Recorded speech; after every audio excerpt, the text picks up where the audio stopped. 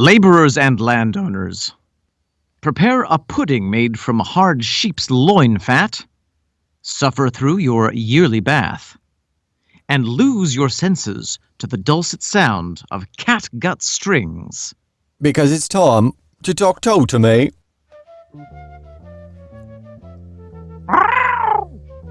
Is that a cat? And it was a cat. Stole its guts.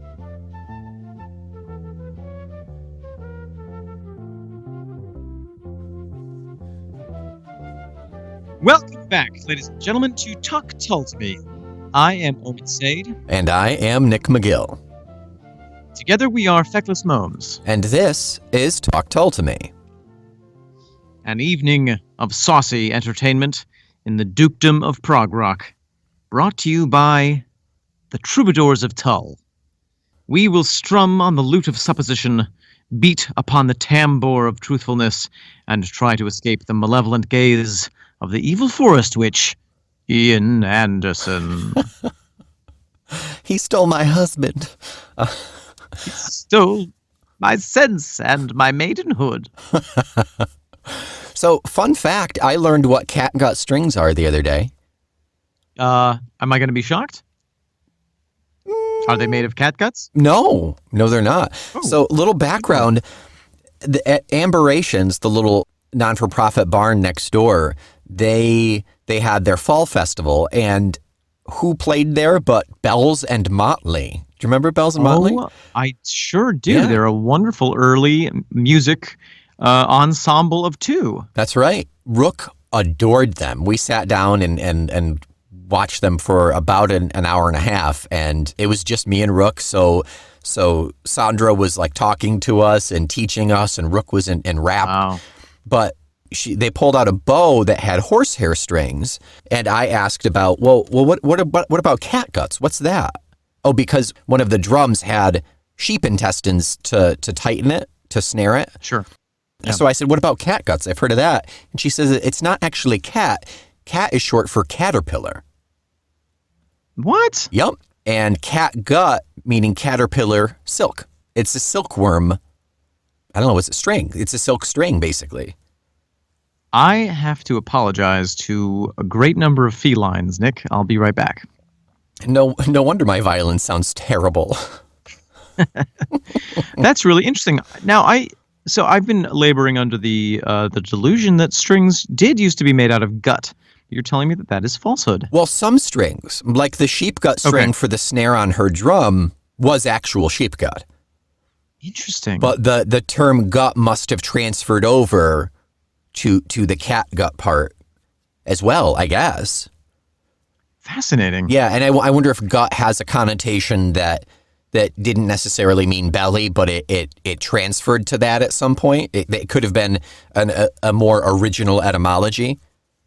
Yeah, that maybe just happened to, that got conflated with the word that we use, gut, for the insides. For intestines, yeah. Yeah.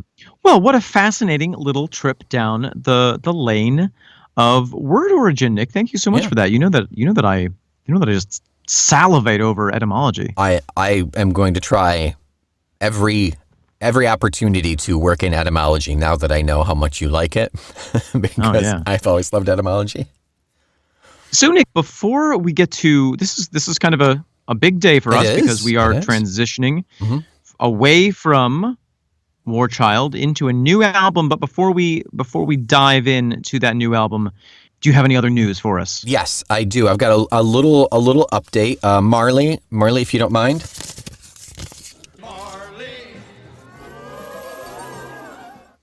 Thank you, Marley. Appreciate that. Just a quick... I got me foot caught in the tractor again. I don't have a tractor, Marley. It wasn't your tractor. Oh, okay. I've got to go retrieve me foot now. Oh, wow. Oh, it's the removable one. Yeah, that's embarrassing. It is now.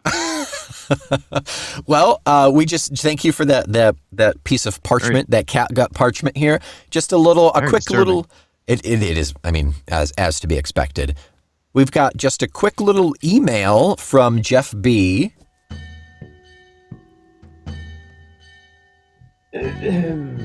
Your emails, sir. So this is good old Jeffy Bubbs, who is a regular writer inner. And this is in reference to the episode that aired last week. Okay. I was listening to your latest episode this morning and heard your reference to the release date of Glory Row. I first heard the song in the late 70s as it was included on the album Repeat, The Best of Jethro Tull, Volume 2. Oh. I'm pretty sure that was the first release of the song, for what it is worth. I've also come to realize that I spent way too much time in my youth listening and researching Jethro Tull. God help me, please. Ha. Well, J-Buzz, I'm afraid you're not going to find help for that problem here. We can't do it. Yeah. Are Tull enablers. Yeah. Oh, without a doubt. Without a doubt. Yeah. Yeah.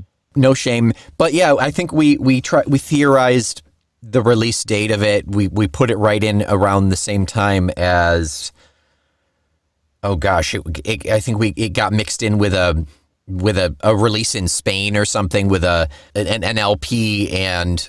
Right. We were talking about that. Yeah, this must be the first time that it was available to us in the States. I'm assuming in the late 70s. So it sounds right. But it doesn't change the fact that it wasn't recorded or couldn't have been recorded or written for War Child around that same time. So it doesn't necessarily rule out the idea of it being a part of War Child, the movie, the soundtrack or not.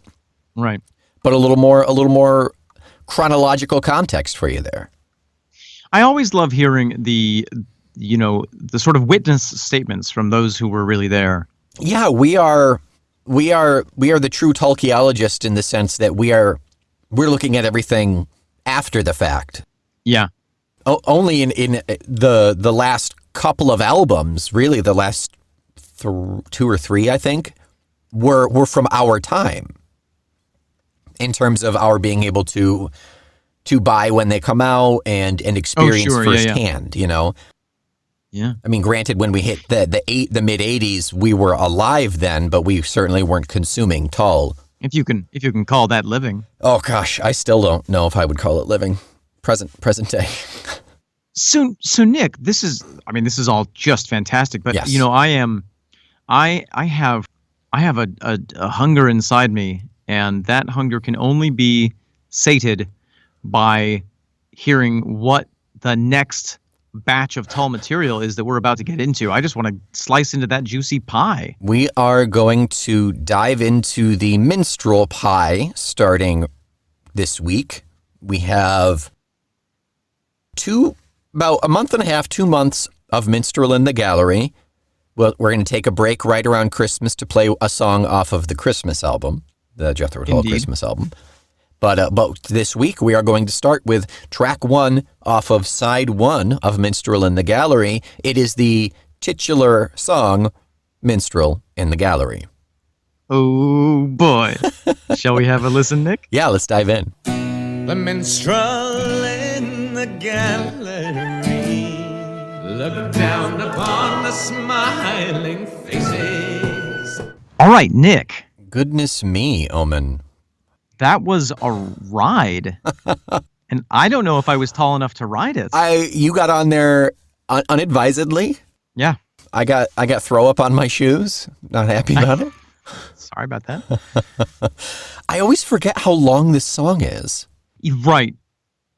Yeah, it is. It's 7 minutes and change. Yeah, I think it's almost 8. Yeah. And I think that part of the reason we don't think of it as being that long is because it's essentially one set of lyrics that repeats. Right. Twice. It's 2 songs. It's 2 versions of the same song. Right. It's the acoustic. We have the acoustic. We have the intro. Then we have the acoustic song. And then we have an insane electric guitar break, musical break. Mm-hmm. And then we have the electric version of the song again. We've seen this before, haven't we? Haven't they done an acoustic and then they go just into like the electric version, same lyrics and everything? I feel like we've seen that before. I think that we've seen the same idea, but not carried out to such a huge extent. Like, no. I think we've seen there are plenty of Tull songs where it starts out acoustic and then the electric comes in, and maybe some of the lyrics repeat. But I don't think that we've seen a single one where they sing through the entire thing in acoustic and then do the entire thing in electric. Not so prolific.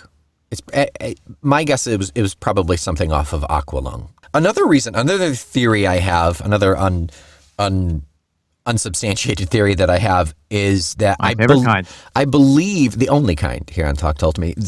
I believe when this was featured on any number of best of Jethro Tulls, because I believe they have put it on there because it is a darn good song. Sure. I believe it got pared down. I think it got chopped off of the 8 and they kind of condensed it a little bit.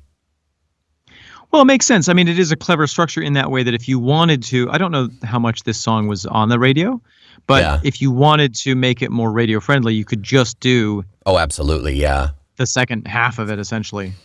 Right. Yeah.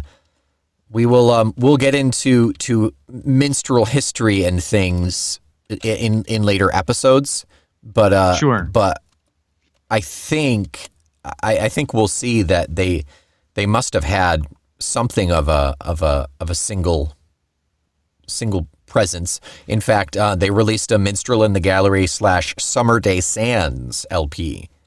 Oh, yeah, interesting. What an interesting combination. I know, which oddly enough only ever got included as a bonus track off on this album later on. Like it was never an original release, which seems very peculiar. I'm always fascinated by, what is the logic behind the B-sides? Is it literally just like, the whim of the moment, or is it sort of a chance to market test some of these songs? It's peculiar to me. Yeah. Did they test it out and said, nobody really liked it, so let's not put it on the album? Who knows? Or was it just like, well, we didn't have space for it on the album, but we quite like it. Let's throw it on here. Oh, yeah, that's a good point, too. Yeah. So let's talk a little bit about the musical structure. And as we go, Nick, we'll get more to history in later episodes, but we might drop some facts. Drop a fact here and there. We might for the sake of a change of pace, drop a fact. There may be some truth in this podcast. Trigger warning.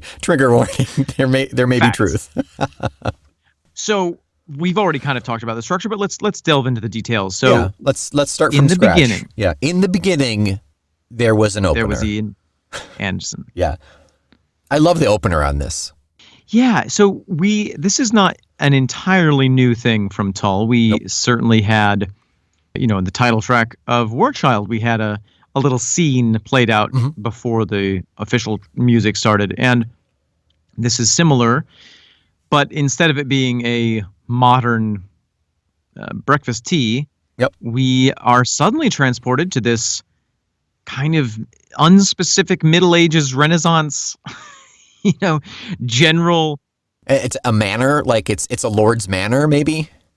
Right, yeah, totally. In which we hear the musicians being introduced.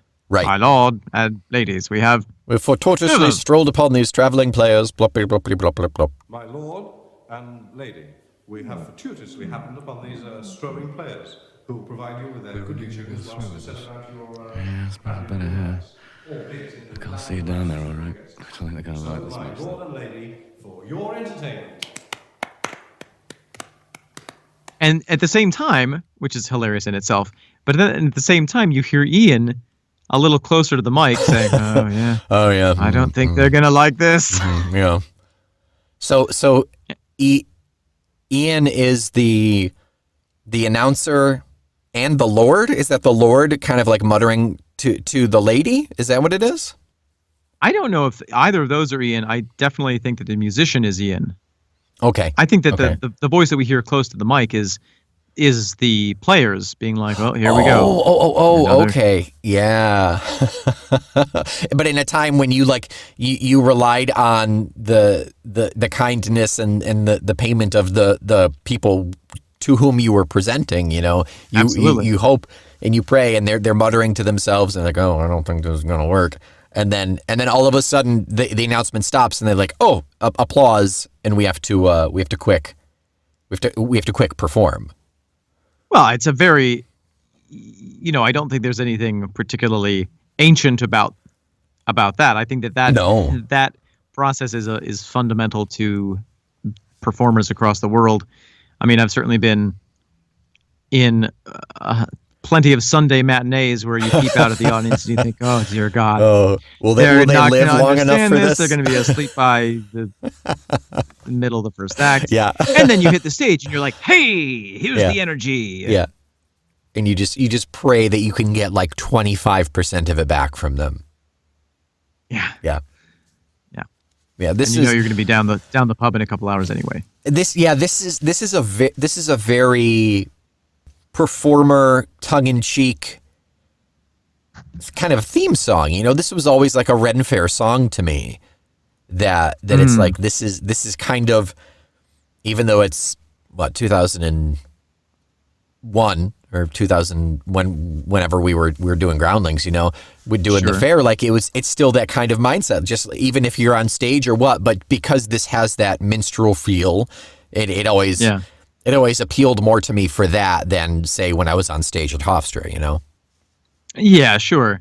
It's a quick Ren Fair anecdote. Please. When we were youthful and performing at the Sterling Renaissance Festival, I was obsessed with Jethro Tull in a way that felt a lot more desperate than now. Now I sort of am like, you know, I love Jethro Tull.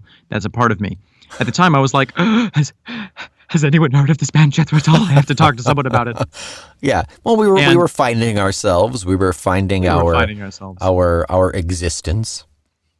And I remember I was performing on the fairgrounds, talking to people or at people more likely, and I saw a young guy, probably about our age at the time, you know, late teens, early 20s, walking around wearing a Jethro Tull t-shirt. And I think it was, I don't know, it was a tour shirt. I don't really remember what it was. Probably, yeah. And I saw it, and I was like, in my brain, I was like, I have to let this person know that I am also a Tull fan, but I can't break character or be anachronistic. What do I do? And I remember I worked into the speech that I was giving, which was some nonsense, something about having seen a minstrel in a gallery, and I saw him from 20 feet away jerk his head around and look at me, and we sort of gave each other a look, and it was like, yeah, okay. Yeah. That was it. Yeah, I think... I would have married that man. But he said no. It was not to be. I think that this album, while it is a concept album of this whole Middle Ages medieval kind of feel to it, I've always seen it as kind of autobiographical as well. This is Ian, you know. Ian is the minstrel in the gallery. It's interesting, you know, just the kind of architecture of how we set up the song, a minstrel in a gallery. So in these old manors, you would have a big central room, a great room, if you will, and the entertainment would be up on a little balcony inside this space. So you could enjoy them, but you were also very separate from them. Yeah. And so it's interesting, you know, that's the position he puts himself in, that it's like, again, this is sort of thematic for Ian. It's like, I'm part of the world and I can connect to the world, but I'm very separate from the world. Yeah. And I'm separated from the world. And the gallery was that balcony. A gallery is something where you present something, you know, an art gallery. Right. You know. Yeah. This album starts the string of that kind of serious rock, Renaissance-y sound that we're going to see a handful going forward. I mean, it starts here with this medieval, Middle Ages. I think it's safe to say it's a concept album. Sure. We skip the next album, which is Too Old to Rock and Roll, which I've always kind of considered an anomaly. That should have come before this one, I think, just in terms of that sound progression. But after that, we've got Songs from the Wood, we've got Heavy Horses, we've got Stormwatch, even though Ian has publicly said, like, Stormwatch is not concept-y Renaissance like those others are, even though a lot of people do kind of put it in. It's relatively similar to how critics and fans look at Aqualung as a concept, and Ian's like, nah, they all sound the same, but they're not a concept. Right. And then we skip A and then get Broadsword after that. You always want to skip A, Nick. I can't wait to skip A. So it's interesting because we have here Ian playing overtly with some themes that he's sort of been integrating in a more subtle way previously. Uh-huh. There was a critique of one of the albums. I don't remember which one. Maybe it was... Actually, I think it was Thick as a Brick, where they call out the old-timey English air tune that makes its way into the song. Uh-huh. And so it's obviously something that's been percolating in Ian's mind, maybe in his subconscious, maybe in his conscious. But now he's clearly made a decision to go for it and to articulate it and say, yes, I somehow am connecting myself with the troubadours of the past, and I'm going to wear a codpiece on stage. And here we go. Yeah. Yeah, maybe it was all just because he wanted to wear a codpiece and he needed an excuse. You never need an excuse to wear a codpiece, Nick. Don't let anyone tell you otherwise. Thank you for giving me that that freedom. Yeah. And thank you for dry cleaning my lederhosen. That was really I just didn't have time this week. Yep, no problem. So yeah, it's a very interesting construction, and it's something that we've seen little tastes of before in terms of his role in this. That it's like, even in To Cry You a Song, we have this sense. Oh no, not To Cry You a Song. I was wondering where you were going with that. Some other thing. A song about being a minstrel, you're saying? There's a song where he's like, and I'll sing you a song and it's going to be cool. Oh, we've got a couple of those. Hell if I could remember them off the top of my head, but it's that kind of breaking the fourth wall, I am a rock star singing a song to you kind of thing. Right, and I have a role. It's sort of like musings on his role as a musician, right, in a different way than, other bands at the time. And this one is a little more. This one is couched in that presentation of the minstrel thing. It's not as direct, but it's still there, and I think it's more palpable at this point because you can kind of those ones where it is like, oh, I'm talking to you directly. I think we've had this discussion in the past. That's still a character. That's still a facade of the rock star, Right. But hearing Ian talk to you directly as Ian the rock star, it's easier to kind of dismiss. It's easy. Okay, yeah, you're Ian, you're a rock star, whatever. There's more in there. It's not as there's more narrative there, and I think it clicks more than just being like, okay, rock star, sing to me. With Minstrel, you mean? Yes, yeah. I think it is a more effective delivery than just me talking to you. Well, sometimes when you put a mask on something, the meaning of it comes through more clearly. And so by him saying, rather than like, I'm a songwriter and I write songs about the world and people listen to them, it's like, yeah, no shit. Yeah. But if you say, I am a troubadour bringing tales of the outside world and, I'm singing to all the peasants, you're like, oh, I am a peasant. I am listening to this troubadour. It somehow it tricks your brain into seeing it more clearly. It puts it into a different perspective that kind of transcends the relationship of rock star and listener, I guess. It's why Shakespeare set his plays in Italy rather than in England sometimes. Yeah. It is, because then you can see yourself in it more easily. If you if you put the story somewhere foreign, quote unquote, or a different time, your barriers to relating to it are down. Sure. Okay. Yeah, because if it's talking about a peasant and the oligarchy, you know for a fact you're clearly not the oligarchy, but you're like, but I'm not a peasant. So. Right. So yeah, I get that. I understand the kind of bypassing of barriers per se. Let's talk a little bit. Speaking of barriers, let's talk about Barry Mowers and talk about some of the lineup for this. Yeah. We have the same lineup, same as it ever was. This is as the previous album. Is this the third or fourth album at this point that we've got the same lineup? Yes. The answer is yes. I think it's the fourth. I think it might be, yeah.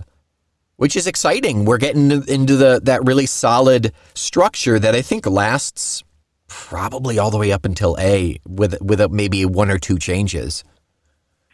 And you can hear how tight they are, my especially gosh. when we get to that instrumental break and everybody comes in.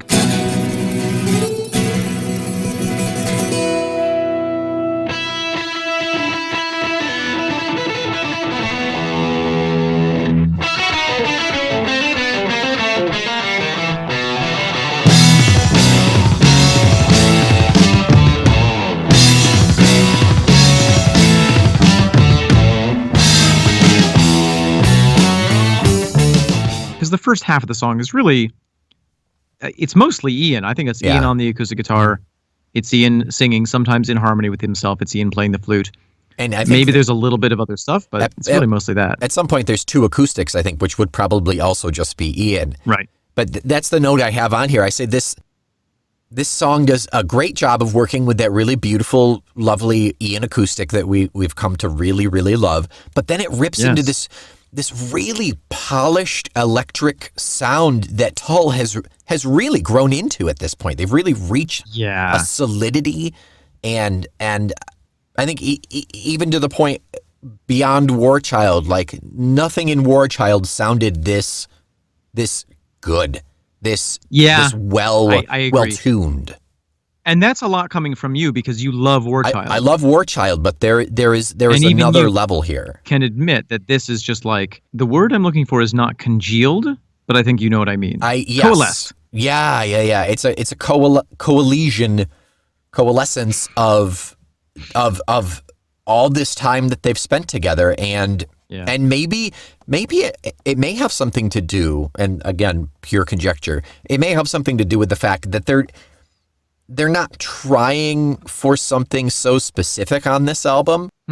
The last one was a soundtrack, was made for a movie. The one before that was a response to critics about a concept album. The last one, the one before that, was the mother of all concept albums. Maybe there's a freedom to this album, even though it is still concept-y. There's another, I agree. And there's something that I read that kind of is maybe a puzzle piece in all this, and that is that apparently they'd been touring for a long time together, this exact group. Ian had just divorced from Jenny Franks. Oh, yep. Mm-hmm. And he says at some point that the band was pretty unfocused when they were recording this, which means that he took on more artistic control of it. So I wonder if there was a freedom in, instead of it being this, collaboration, which can be so time consuming and so draining. Yeah. Maybe there was a freedom in just, coming in and saying, all right, Ian, what do you want us to play? And he's like, I want you to play this. And it's like, great, I will play the skin off of it. Yeah. So we owe a lot of, potentially we owe a lot of the sound to Ian on this, but this one also plants the seed of Ian being like, wait a minute, I'm Jethro Tull. Yeah. And this song kind of is that thesis. I am the minstrel in the gallery. Mm-hmm. Interesting. There it is. What's funny though, kind of a counterpoint to all this is that Martin Barre is actually listed as a writer on this song. Oh, okay. I don't know if that's because of music or because of lyrics or what, but it's kind of funny. Who knows? Yeah. But the acoustic only lasts about 2.5 minutes, so that gives us 5.5 of electric, which, I mean, if Martin is contributing, that gives him the bulk, Yeah. If we're to think of Martin as electric, Ian as acoustic kind of thing. Not that Ian's not electric. And if we say Martin wrote the electric part, then maybe he gets credit. Yeah. Nick, I sort of feel like we have talked about the music side of this. Do we want to dive into the lyrics? I just want to throw in one last thing. At about right around 3 minutes, Barrymore has got some wonderful cowbell. That's it. Thank you. That's it. Just thank you for that. I appreciate 3 minutes. Just 3 minutes, 3 hits. That's yeah. Yeah. I got a fever, and the only prescription It's more cowbell. And everyone sounds so tight. Like, yeah it's great. Yeah, musically, this is such a solid song. Solid 8 minutes of good song. Yeah. Yeah. So let's get into lyrics then. Okay. Before we get into like full in depth, I just want to say we both have these kind of these uncontrolled triggers of Tull. Like if we think of Tull unbidden, just out of the blue, there are specific things that'll pull into our heads. Sure, the saxophone on War Child, for instance. Exactly, yeah. Or on Glory Road, yeah. Polarized the Pumpkin Eaters it always comes into my head. I just love that line so much. Yeah. But it's he polarized the Pumpkin Eaters. Yep. He polarized the pumpkin eaters. You know, I noticed that I had been hearing a lyric incorrectly all these years. Oh, tell me which lyric it was, and I'll try to guess what you heard it as. It's that same 4-line stanza. Oh, and he brewed a song of love and hatred, oblique suggestions, and he waited. He polarized the Pumpkin Eaters, static humming, panel beaters. He brewed a song of love and hatred, oblique suggestions, and he waited. He polarized the pumpkin eaters, static humming, panel beaters. I can't even begin to imagine what you heard. I used to think it was of bleak suggestions rather than oblique suggestions. Oh, okay, that's not so bad. You know what? I think I did too, to be honest. Yeah. Both work fairly well. Yeah. So maybe we were right. So Nick, this is a peculiar one because there's some songs where I understand the sort of specific references, but the theme, I'm like, I don't know what you're saying, Mr. Henderson. This is the opposite. This is like, I get the overall. Mm-hmm. I get what he's saying, but some of these specific phrases, they baffle me. I mean, some of them are very clear, like, he met the gazes, observed the spaces in between the old men's cackle. He met the gazes, observed the spaces between the old men's cackle. It sort of reminds me of when you're on stage and, you want to have that constant rumble, that purr of the audience, laughter and reaction and applause. And so when that drops out and there are the spaces, you observe them. Yeah, like, why is this person not laughing? Or just like, there's a gap. Yep. All right, moving on. And I also observe the spaces as the actual physical spaces, the surrounding. Like he looked out into the theater as well, not just the drop in audience response. Yeah, about half full tonight, lads. Yeah. What else? But then some of them are strange to me. Like he polarized the pumpkin eaters. Okay, that's sort of just like a fun wordplay reference to. A pumpkin eater would be a peasant, I imagine, eating like. Well, what's the nursery rhyme? Peter Pumpkin Eater. Yeah. Oh, what is that? Yeah. Peter Pumpkin Eater had a wife but couldn't keep her. Kept her in something Peter Pumpkin. Kept her.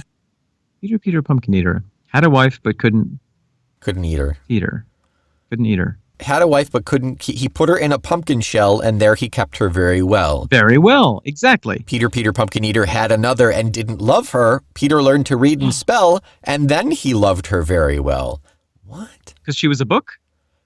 Possibly. Anyway, it's sort of a fun reference to this old nursery rhyme that who knows what it's about. Come back to our other podcast, Nibble and Nursery Rhymes to me. Maybe a pumpkin eater, a Peter Pumpkin Eater reference. I think it's more just he polarized the peasants by giving them something to think about, giving them entertainment outside of their banal farming life.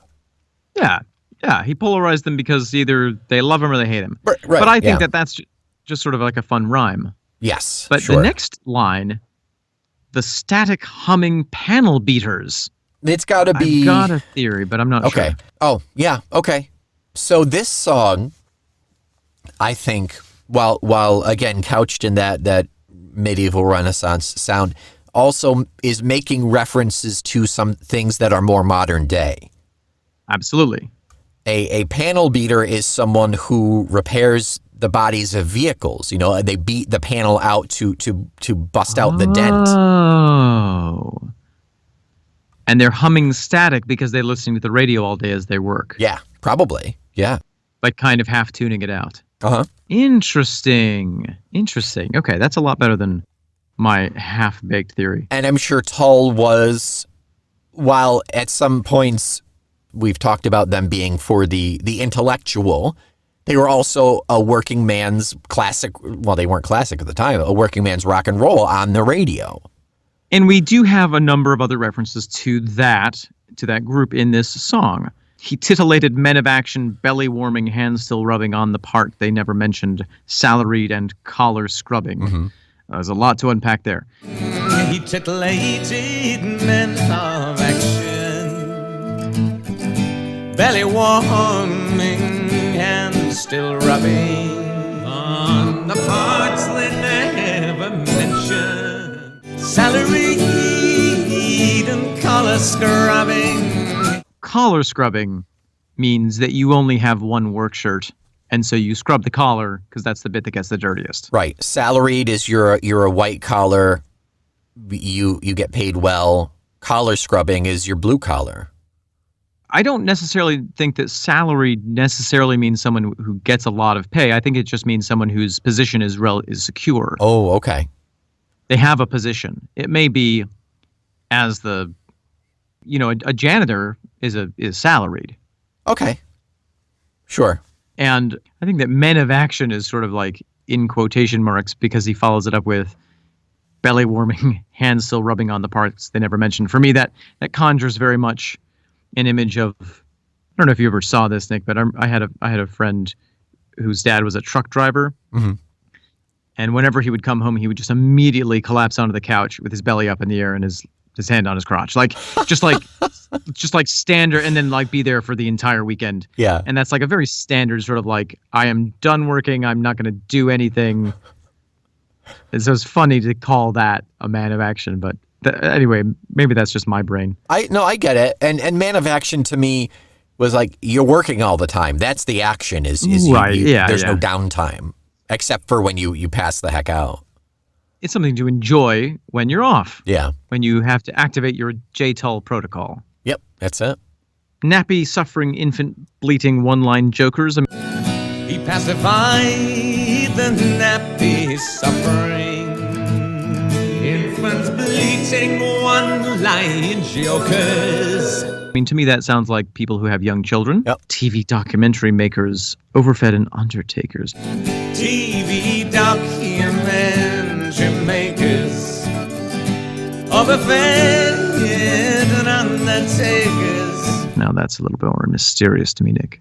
I'm not sure about the undertakers unless it's specifically saying undertakers like the profession undertakers, or the documentary makers undertake certain things. But I think he's listing the people that he appeals to. He's listing the people to whom he performs at this point. Right. It's like, yeah, he's standing on the stage and he's scanning the crowd. So yeah, I guess we could say there is some diversity in it, but he's defining it in a way, in a poetic, rhymey, silly way. And it's interesting that he does it sort of without judgment. Like family scarred and women haters next to Sunday paper backgammon players. Yeah. Sunday paper backgammon players, family scarred and women haters. It's interesting. It's sort of like articulating the thing which is true, which is that as a performer, you don't really choose your audience. Right. Yeah. You produce the content, and then they come to you, or not. Right. Yeah.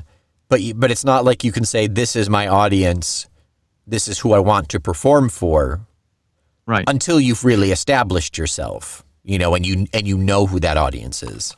But there will always be outliers. Nick, I don't know if I've ever told you this. There is actually no vetting process to listen to Talk Tull to Me. Anyone can download it. And that was, that was a goal from the beginning. That was a decision we made. They wanted to throw money at us. They wanted to make it so $20 subscription a month. Yeah. And we said, no, No. this is for the good of the people. This is for the Sunday paper backgammon players. That's right. Have you ever played backgammon? I think my dad taught me a long time ago. Yeah. In like middle school, high school era. We had a really nice backgammon set. I never quite cottoned on to it. I think I enjoyed it when I did know how. Yeah. But do you understand that reference, Sunday paper backgammon players? No. So every Sunday, and I don't think they do backgammon anymore, but I think I've seen chess and things. They, in like the activities section of like the kind of lighter hearted, there's the comics and the puzzles and stuff like that. In the puzzles, crosswords and stuff. Right, yeah. There would be a backgammon setup or a chess setup saying this is where all of the pieces are set and you need to win in this number of moves. Write in and tell us how you did it, and we'll select a winner or something. Or it's just for you to solve on your own. You know, it's solitaric. It's only solitaire. The days before the internet, Nick, were truly devastatingly dull, weren't they? Oh my gosh, yeah. Yeah. Sunday paper backgammon players. That's what that. I'm pretty confident that's what that reference is. Yeah, I think that's great. Great perspective there. You know, Nick, there's one more line that I want to pull out of all this that I really enjoy. Sure. And he threw away his looking glass and saw his face in everyone. Yeah. The minstrel in the gallery looked down on the ragged one. Then he threw away his looking glass and saw his face in everyone. Welcome to Anecdote Time with Uncle Omen. This notion of the audience being your mirror is really interesting. And I remember when I was studying Commedia dell'arte in Europe, we were, all trying to work with these masks, these half masks. And the big struggle was you don't know what you look like. And you're trying to make these bold images, but it's hard to understand what you look like. Sure. And we said to our teacher at one point, this Spanish guy who dedicated his life to Commedia dell'arte, we were like, oh, can't we use a mirror, Carlos? And he was like, the audience is your mirror. Look into their eyes and you will see what you are, what you look like, basically. Yeah. And at first I was like, that's some rich nonsense. Like, I don't understand. And in years to come, I have understood it more fully as I've developed as a performer. Yeah. When you are on stage, if you really look at the audience, you really can see what is on stage through looking at them. Yeah. Yes, assuming everyone on the stage has the chops to empathically share those emotions and make the audience feel it. Like, yeah, it should be a mirror image. Absolutely. But you can also look into the audience and see, oh my God, no one understands the damn thing that's going on. Right. Or they hate me, or they hate that I'm yelling so loudly. That's when you poop yourself on stage. And then you see the reflection of that, Nick. Oh, yeah. I like that. I also see it as more, he threw away his looking glass, that he didn't need to inspect every single person anymore because he could rule. It was safe to assume that everyone shared his feelings, that he was an everyman just like they are. That's how I've always seen it, is that he related with them just as much, regardless of who they are in their profession or things like that. So I wonder if this kind of marks a change in the development of Ian Anderson, whereas previously a lot of the songs were about him, one way or another.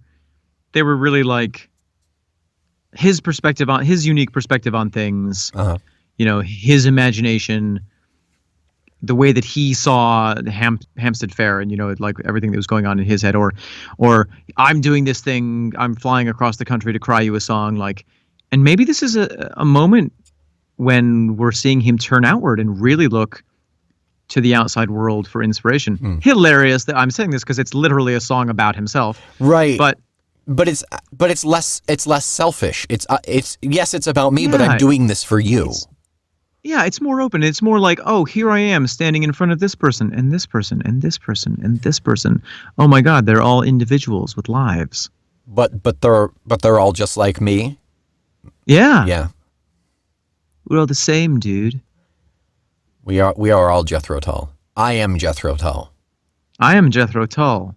Ian Anderson would probably have a a legal argument against that. Yeah.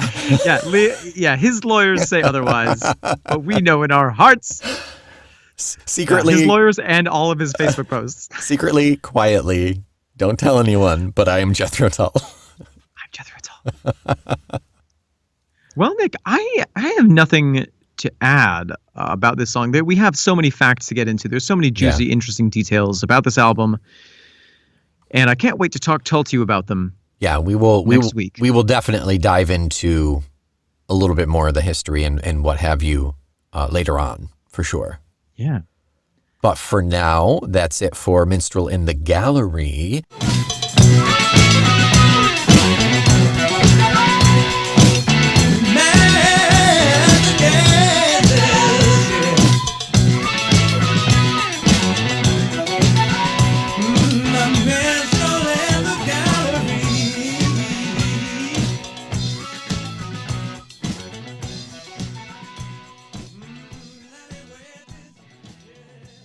Next week, do you remember off the top of your head, can you guess what the next one is? Or do you know for a fact? Is it something about a duck? No, that's later. That's okay. Track 1 off of side B. Okay. I give up. Cold Wind to Valhalla. Yeah. I love that song. All of the songs on this album are really beautiful. Yeah. I'm gonna go out on a limb and say they're really gosh darn beautiful. Yeah. So we will be your minstrel in the gallery of your ears, and you will accept us into your ears and your hearts and your heads and your iTunes accounts. Toss us a golden coin if you enjoyed our performance, dear listeners. In fact, toss us 5 golden star coins into the hat of a rating. And if you want to flex on the duchy of the next kingdom over, send a written response to our podcast saying how much you like it, and you will make everyone else jealous, and they'll have to have Talk Tell to Me as well. Yes, and then we'll become the popular minstrels. Yeah, we will. Yeah. Until next week, I am the mountebank performing under the name Omen Sade. I am the mummer known as Nick McGill. We are the traveling troupe called Feckless Momes. And this is the Snake Oil Salesman Podcast, Talk Tull to Me.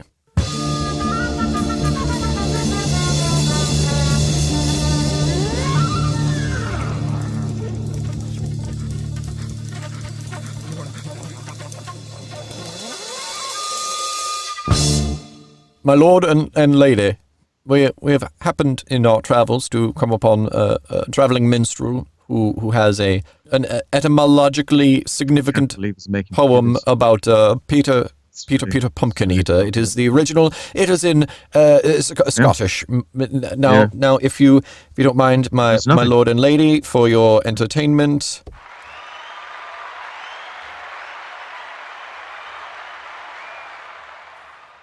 Peter, my neighbour, had a wife, and he couldna keep her. He pat her I the wa, and lat a the mice ate her.